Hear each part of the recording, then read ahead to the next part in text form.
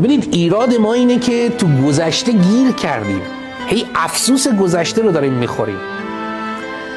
میگن یه کفاشی بود، یه شاگردی داشت، این چرماشو میداد به این شاگرد که ببره لب رودخونه بشورتش. همین که این شاگرد بدبخت را میافتاد که بره، یه سیلی میذاشت زیر گوش این شاگرده به استادش میگفت بابا چرا ما رو میزنی؟ میگفت میزنم که چرمتو آب نبره، حواست باشه. این بنده خدا هی میرفت هر روز کارشو انجام میداد. یه روز از قضا این چرم آب برد. با خودش فکر کرد، گفت که تا الان که چرممون آب نبرده که سیلی میزد به ما، حالا که چرممون آب برده دیگه میکشه ما رو. بالاخره بلند شد اومد پیش کفاشه و داستان رو تعریف کرد که چرمش آب برده. کفاشه گفت دیگه آب برده دیگه، کارش نمیشه کرد دیگه، چیزی که رفته دیگه. گفت تو الان منو میزدی، الان چرمت آب برده.